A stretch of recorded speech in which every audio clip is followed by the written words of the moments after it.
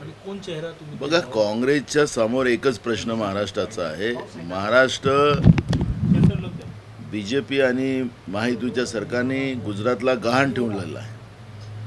काही हिस्सा महाराष्ट्राचा विकायला पण सुरुवात झालेली आहे. काँग्रेसच्या समोर महाराष्ट्र वाचवणं एकमेव ध्येय आहे.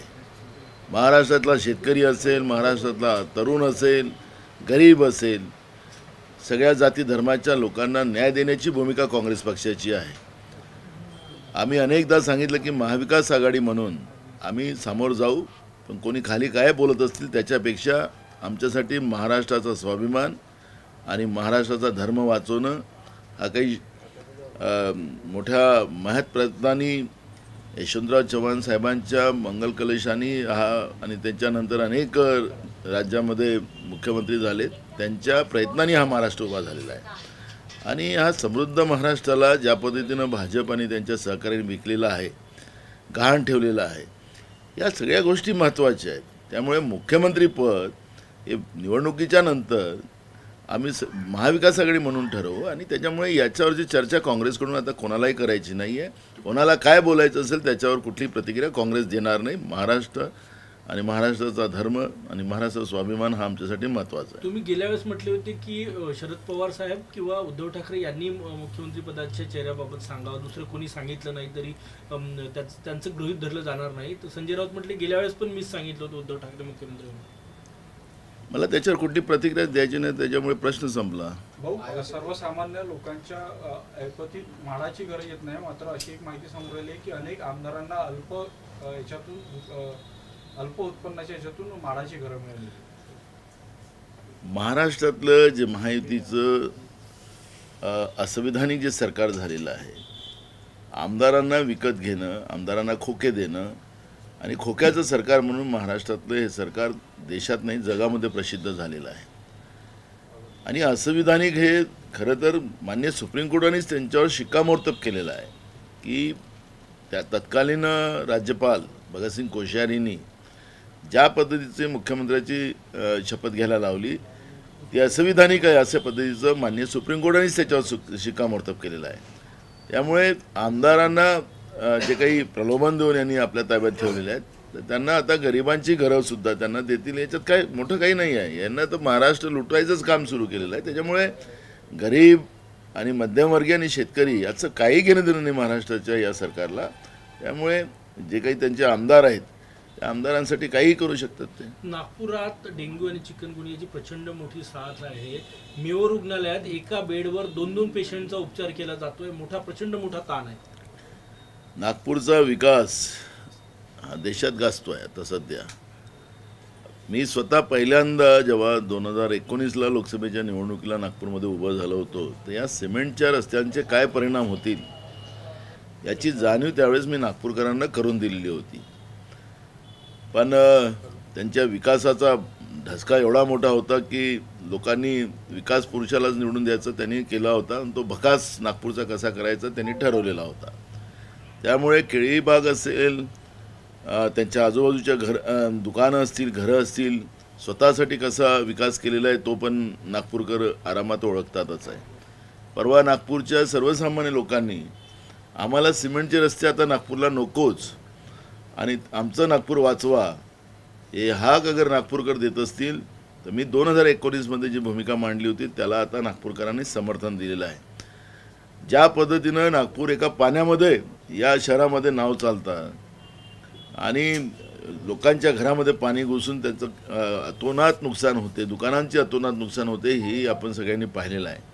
हे नागपूरमध्ये कधीही नव्हे, पण विकासाच्या नावाने झालेला भ्रष्टाचार हा याच्यातून आता पाहायला मिळत आहे. नागपूरसारखं शहर एक ग्रीन सिटी म्हणून आमच्या, जसं ऑरेंज सिटी म्हणून आमच्या नागपूरची ओळख आहे, तशीच ग्रीन सिटी म्हणून आमच्या नागपूरचा गौरव अनेकदा झालेला आहे. पण विकासाच्या नावाने सगळी झाडं म्हणजे ग्रीनरी आपल्या नागपूरमधून उद्ध्वस्त करण्याचं पापसुद्धा नुसत्या भ्रष्टाचाराच्या पोटी इथल्या राज्यकर्ते जे सत्तेत आहेत त्या लोकांनी केलेलं आहे आणि हे आता नागपूरकरांना कळलेलं आहे. आणि त्याचेच परिणाम आज त्या घाणीच्या साम्राज्यामुळे आज मोठ्या प्रमाणात डेंग्यू, चिकनगुनिया या सगळ्या आजाराला नागपूरकरांना पुढं जावं लागतं आहे. त्याच्यामध्ये अजून पुन्हा आहे की या भाजपच्या सत्तेने प्रशासक आणि सरकार आणि त्याच्यामधला महानगरपालिका, नगरपालिका, जिल्हा परिषदचा जो दुवा होता जनतेचा, डायरेक्ट लोकप्रतिनिधी त्यांच्या संपर्कात राहायचे आणि तिथून विकासाची कामं व्हायची. पण गेल्या 3 वर्षामध्ये महाराष्ट्रामध्ये स्थानिक स्वराज्य संस्थांच्या निवडणुका या लोकांनी घेतल्या नाहीत आणि त्याच्यामुळे सामान्य जनतेचा जो कररूपी पैसा जातो त्या पैशाचा उपयोग होण्यापेक्षा तो पैसा शासन आणि प्रशासक या भ्रष्टाचारामध्ये जातो आणि त्याच्यामुळे सामान्य लोकांना आता आजाराच्या पुढे जावं लागतं आहे. आणि तुम्ही म्हणालात त्याप्रमाणे मेडिकल कॉलेज असेल, मेयो असेल, हे दोन्ही शासकीय हॉस्पिटलमध्ये किड्यामाकोड्यासारखी लोक त्या ठिकाणी ठेवली जातात. तिथे कॅपॅसिटी नाही, मोठ्या प्रमाणात त्याच्यावर भार आलेला आहे. त्यांच्याजवळ डॉक्टर्स नाहीत, औषध नाहीत, स्टाफ नाही, अशी परिस्थिती आज नागपूरमध्ये आहे. हे नुसतं नागपूरचंच ते लक्षण नाही तर संपूर्ण महाराष्ट्रामध्ये आरोग्य विभागाचे व्यवस्थेचेही 3-13 वाजलेले आपण पाहतो आहे. फक्त या भ्रष्टाचारासाठी जे प्रशासक आणि सरकार ही योजना जी सरकारने चालवली आणि स्थानिक स्वराज्य संस्था संपवल्यात त्याचा हा परिणाम सामान्य जनतेला महाराष्ट्रात भोगावा लागतो. विरोधक म्हणून तुम्ही आवाज उठवणार की सर्वसामान्य लोक मरत आहे एका बेडवर 2-2 गरीब लोकांचे उपचार. आम्ही आता नागपूरमध्ये आता येत्या 22 तारखेला आम्ही एक मोठा मोर्चा करतोय. त्याच्यामध्ये 2 गोष्टी आहेत. बरं, पूर्ण महाराष्ट्रात करतो आम्ही. सेबीच्या माध्यमातून जे काही घोटाळा आता एडनबर्गच्या माध्यमातून पुढे आलेला आहे, कुंपणच शेत खाते आहे, सेबी प्रमुख यांचं जे संबंध त्या ठिकाणी पाहायला गेले, शेअर्स जे डाऊन होणं, शेअर्स एकदम वाढवणं आणि त्याच्यामध्ये आता अलीकडच्या काळामध्ये तुम्ही चांगला प्रश्न विचारला म्हणून सांगतो की तेही लोकांना कळलं पाहिजे. बँकेत पैसे आम्ही टाकतो किंवा बँकेतून पैसे काढायचे तर त्याला टाकायलाही पैसे लागतात आणि काढायलाही पैसे लागतात. म्हणून जे कर्मचारी लोक आजकाल त्यांनी शेअर्समध्ये पैसे लावायला सुरुवात केली. मध्यमवर्गीय माणूस हा शेअर्समध्ये पैसे लावतो. हे फक्त तुम्ही अडाणी आणि सेबी प्रमुख माधवी बुच इथपर्यंत हा संबंध नाही. हा संबंध जो आहे हा सामान्याच्या पैशाशी संबंध आहे आणि या सामान्याच्या पैशाला परस्पर कसं उधळपट्टी करता येईल आणि त्याला डाका कसा टाकता येईल याच्यावरचा प्रयत्न सेल्स मार्केटच्या माध्यमातून सेबी आणि अडाणी आणि त्याच्या मागे देशाचे प्रधानमंत्री अशा पद्धतीचं हे चित्र आज आपण पाहतो आहे. सामान्याच्या घामाचा पैसेसुद्धा आज त्याला संरक्षण नाही अशा पद्धतीची परिस्थिती आज देशात निर्माण झालेली आहे. आणि असं भ्रष्ट केंद्रातलं सरकार हे कधीही नव्हतं, असं भ्रष्ट सरकार आलं आणि त्यांनी ह्या सगळ्या व्यवस्थेला पद्धतशीर निर्माण केलेलं आहे. म्हणून राहुल गांधीजींनी याच्यावरची एक भूमिका मांडत असताना की 20,000 कोटी रुपये अदानीला हे भारून आलेले हे पैसे कोणाचे असा जेव्हा प्रश्न लोकसभेत विचारला त्यावेळेस त्याचं उत्तरसुद्धा नरेंद्र मोदी देऊ शकले नाहीत. आणि माननीय सुप्रीम कोर्टाने सुद्धा त्या काळामध्ये सेबीला की तुम्ही का झोपले होते, तुम्ही का नाही कंट्रोल केला, पण आखरी सेबीचाच प्रमुख त्याच्यामध्ये इन्व्हॉल्व आहे. तर याचा अर्थ भ्रष्टाचाराची पाळंमुळं नरेंद्र मोदीच्या भोवती फिरते आहे, देशाच्या प्रधानमंत्र्याच्या भोवती फिरते आहे, असं चित्र आज पाहायला मिळत आहे. सुनेत्रा पवार यांना उभं करणं ही माझी मोठी चूक आहे असं अजित पवार बोलले सुप्रिया सुळेंच्या विरुद्ध. पण आता काय झालं, आता यांना लाडकी बहीण पण वाचवणार नाही ना, त्याच्यामुळे आता तसे काही उत्तर येत असतील. शनिवारवाडा आणि आगा खान प्लॅस आता दुरुस्तीसाठी दत्तक दिले जाणार. आता देशच लिलावामध्ये लागलेला आहे, महाराष्ट्र लिलावात लागलेला आहे. त्याच्यामुळे आता ज्या ज्या काही संस्था असतील, लाल किल्ला पण देऊन ठेवलेला आहे. तर ह्या पद्धतीचं लिलाव पद्धती जी चाललेली आहे, आपल्या बगल बच्च्यांच्या हातात ह्या सगळ्या देऊन टाकायच्या आणि बगल बच्च्यांना मोठं करायचं आणि लुटा.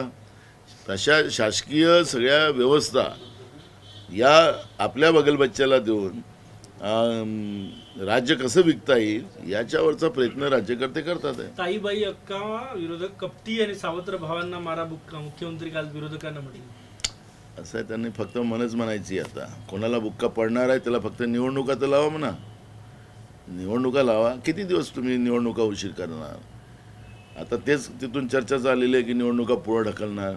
किती दिवस ढकलणार? तुम्हाला तर 27 नोव्हेंबरच्या पहिले निवडणुका घ्यावंच लागणार आहेत.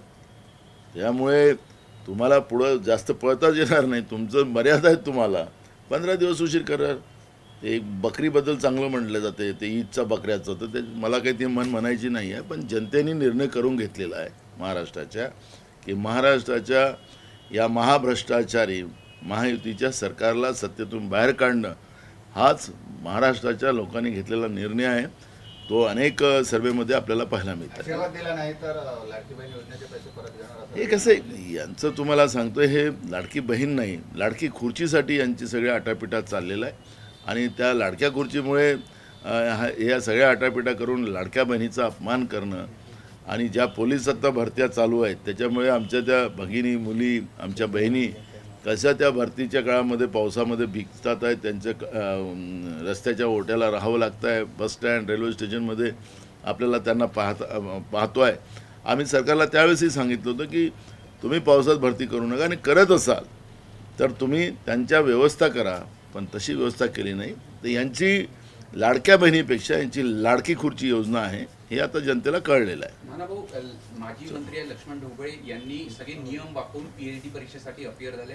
अगदी त्यांनी दिव्यांगांचं प्रमाणपत्र म्हणजे आयडेंटिटी कार्ड देऊन वेगळ्या परीक्षा केंद्र सुद्धा त्यांच्याकरता होतं. अनेक नियम पीएचडी परीक्षा देताना त्यांनी वापरलेले आहे. मला एकच तुम्हा लोकांना प्रश्न विचारायचा, एक लक्ष्मण ढोबळे साहेबच नाही, महाराष्ट्रामध्ये शिक्षण व्यवस्थेचं 3 तिरा वाजवलेले आहेत.